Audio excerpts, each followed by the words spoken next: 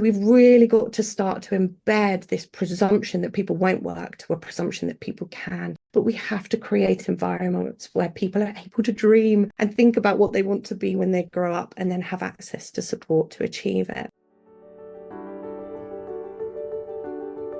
G'day, I'm Deborah Caldo, and welcome to the Red Giraffe Solutions Expanding Worlds podcast, where we aim to support you as you help your young person with additional needs plan for their future. A future where they are safe, secure, and live a rewarding and fulfilling life. From around the world, I share stories and share solutions from people making this possible right now. I'm a parent of a young person with additional needs, so I understand the challenges. Many of the people I've interviewed on this podcast have already helped me design a better future for my daughter, and I hope that they might help you as well to imagine what's possible for your young person.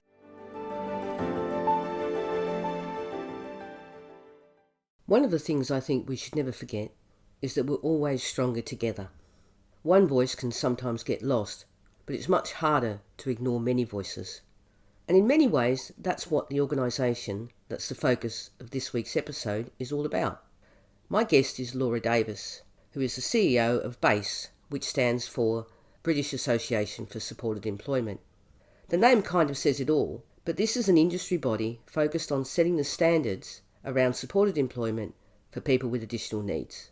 Many of the UK-based employment-focused organisations I've spoken to on the podcast are members of BASE and have talked to me about the value they get from being part of BASE, particularly around having best practice resources they can use in the work they do. And no doubt these resources created by BASE are improved by feedback from their members, because that's the value of something like this, where there will always be a wide range of perspectives, experiences and ideas. One of the other roles of BASE is to change attitudes, both at a policy level and also at a societal level. And again, because they speak for many, they are getting listened to. Of course, any organisation is only as good as the people in it, and Laura is one of those people you want in your corner. Her knowledge and passion are obvious, and her own lived experience, I'm sure, also helps that desire for real change that she is part of at BASE. So enough from me, let's hear from Laura.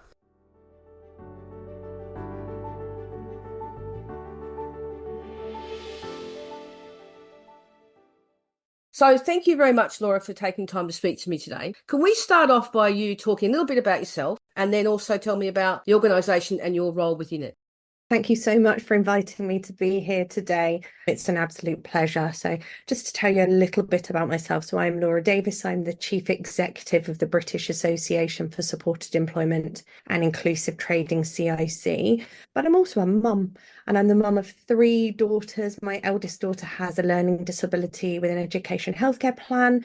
My middle daughter is autistic and waiting for a diagnosis and does not have an education healthcare plan. And my youngest daughter is waiting for an ADHD diagnosis. My kids describe us as being a very neurospicy family. I'm also a foster mum, so have lots of experience of working with young people who face kind of significant barriers into employment.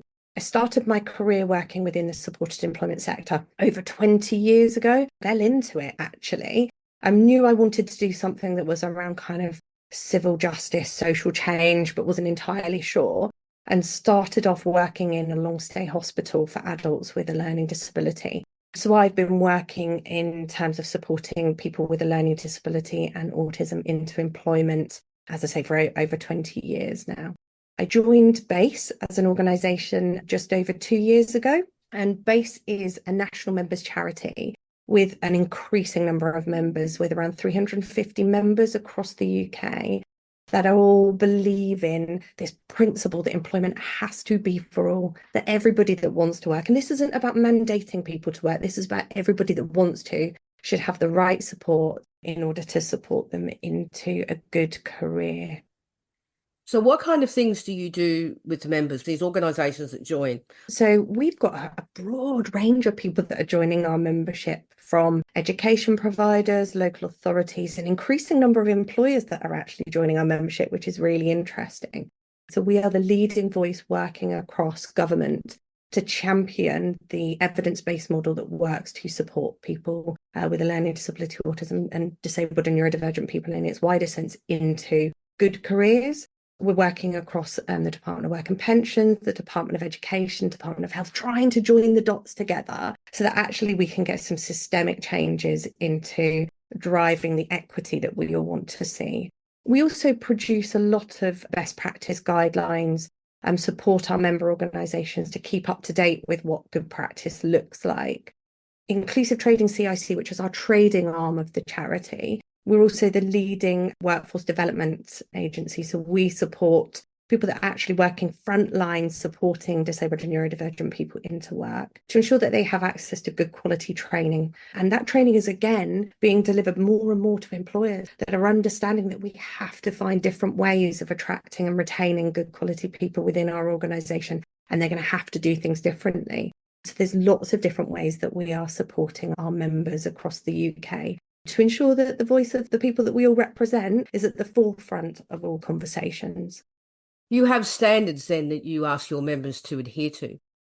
So we believe very strongly in an evidence base. So we know what works, and we know that the 5-stage model for supported employment, and I can go into that in a bit more detail, but we know it works.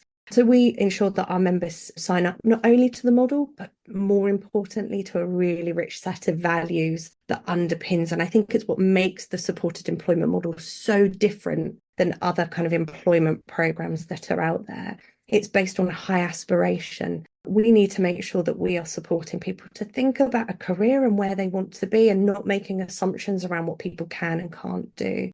This needs to start at the earliest possible age. I remember when my children were little being in a nursery setting and watching a nursery practitioner going around the room and asking little people what they wanted to be. But that practitioner skipped over the child with a learning disability. And so I went and had a conversation with them afterwards and said, why didn't you? And I said, I don't want to raise aspirations. And so we've really got to start to embed this presumption that people won't work to a presumption that people can. And again, I'll be really clear, this isn't about mandating people to work, because nobody can flourish in a workspace from a position of fear. But we have to create environments where people are able to dream and think about what they want to be when they grow up and then have access to support to achieve it. There's also some really rich values around how you work with employers. And so we make sure that our member organisations understand that this is a relationship. This is all about relationships and building positive ways of supporting each other. So when you're working with an employer, it's about making sure that you're actually being their critical friend, also providing solutions around how you do this stuff really well so that they can break down the barriers across the whole life cycle of employees so that people can access good careers. It sounds a little bit like a chicken and egg situation here. Do we first need to raise aspirations, or do we need to engage employers? Which is going to get better progress, if that's the right way of putting it? Because if we raise aspirations, more people go and look for work. But if we have more engaged employers, then there's more opportunity. It's a difficult question, but which is going to have the most impact, do you think? I think we do the two running alongside each other. But how you raise aspirations without setting people up to fail, I guess, is the question. You don't want to raise aspirations and then realise that the labour market isn't ready to provide the inclusive workspaces that we're looking for. I think by doing the two together, actually, rather than doing this kind of mass employer engagement where you go out and speak to thousands of employers, this is about really targeted work, getting to know individuals incredibly well. So as you build and raise their aspiration, you then go and work with employers to specifically think about how you can target and match that individual to that place of work. And it's a proven and tested way of being able to do the two in parallel. I think if you really pinned me down and said that we had to do one, I think we have a lot further to go in terms of getting the UK business market to understand how inclusive recruitment is not a nice to. This is an absolute essential. We have 1.3 million job vacancies across the UK. 87% of people with a learning disability want to work. So we have this highly motivated group of individuals that are looking for work, a UK labour market that desperately needs talent. So I think actually really doing some more strategic work with employers to understand how this model works and how it will enable them to fill that 1.3 million vacancies, I think would be a really good place to start. And something that we work with government around on a regular basis to help them to understand how we join the dots to achieve that. What are the biggest barriers for employers then? What's stopping them? I speak to employers every day. And they consistently tell us the same thing. They intellectually understand why this is a good thing, but they don't know the how. They don't know how to do this. And they're so fearful of getting it wrong. It's that whole kind of concept of we have to have absolutely everything in place before we'll try this, because what if it goes wrong? And I always challenge organizations and say, okay, would you be having the same conversation around any other protected characteristic? I'm sure you've employed some white women before and it hasn't worked out, but it's never stopped you from trying again. But when it comes to disabled and neurodivergent people, employers are so fearful of getting it wrong that they won't even start. And so what I've been really pleased to see is that as we're able to build connections with employers to supported employment services, it's building up their genuine confidence so that they're moving from that kind of disability confidence in theory to disability confidence in action. And we've got some great examples of employers that are now really embedding that supported employment model into their heart of their workforce planning. Organizations like Amazon, Coca-Cola are doing some great work. Morrison's, just to name a few, National Grid, are all doing some brilliant work where it's not just a little nice thing to do on the side. They're really seeing it as a strategic part of their workforce planning for the future. When you say they're afraid of getting it wrong, do you think that also permeates down to other employees? So within an organisation, you may well have an advocate for inclusive employment, but when the person with the additional needs goes into the workplace, the other employees are also quite afraid of what they might say wrong. Absolutely. I think there's lots of work that's needed to be done, not only from the senior level, but also making sure that the existing workforce feel empowered to be able to build inclusive workforces. I've seen organizations that have done a completely top-down approach, and that quite often doesn't work.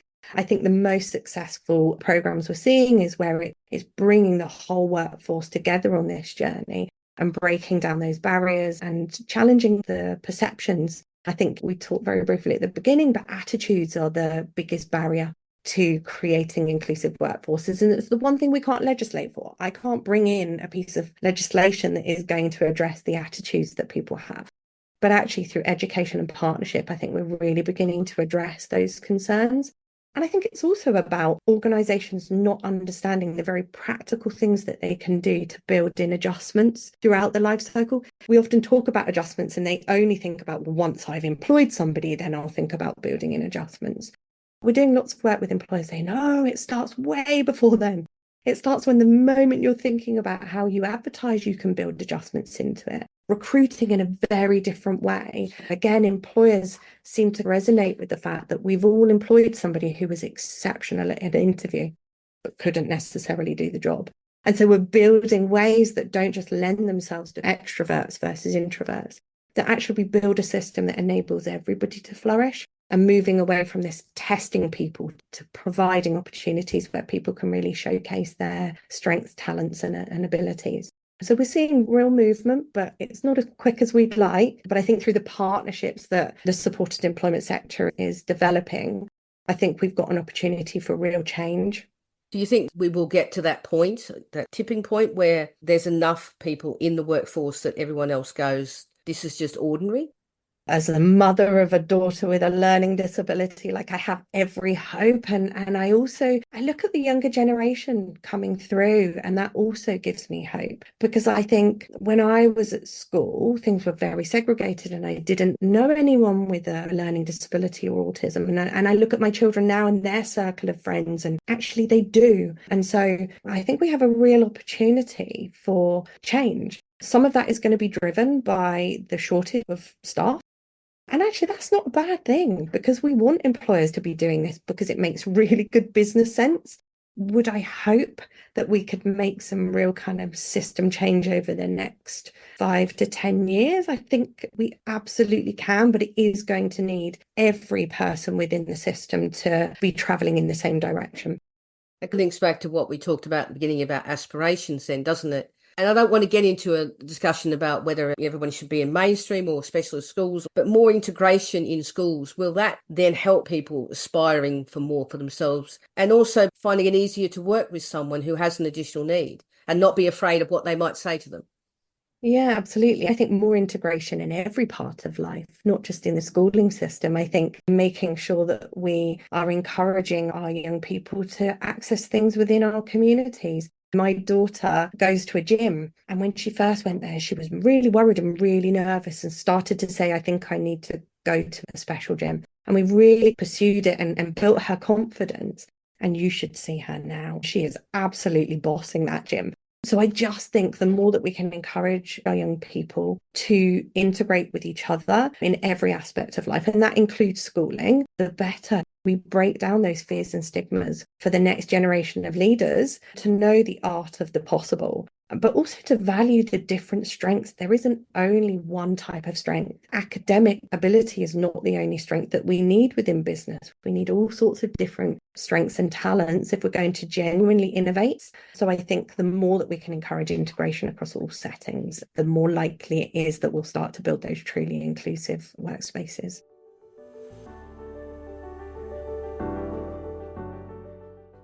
There are many things we can do for our children, but one of the most powerful things we can do is give them self-belief. Our aspirations are what guide our lives. They give us a sense of purpose and direction, and they can help us overcome challenges. That's what BASE and all of its members do, encourage aspirations, and then work with people to help them achieve those aspirations. In next week's episode, I'm continuing my conversation with Laura, where we talk more about the role of parents and carers, as well as the need for changes in the way our young people move from full-time education into employment. I just wanted to say thank you for taking the time to listen, and I hope that the stories and the solutions shared on here help you as you support your young person to create their future. And if you know anyone who would find the ideas useful, please share the podcast with them. Of course, if you want to, you can leave a review, because that is another way families who need this information can find it more easily. This show is created as part of Red Giraffe Solutions. To find out what the Red Giraffe is all about, visit redgiraffesolutions.com, where you'll find more resources around daily living, relationships, purpose and financial security. I'm at Deborah Caldo on Instagram and Facebook. You can also connect with me on LinkedIn. I'd love to have a conversation with you on any of those. Bye for now.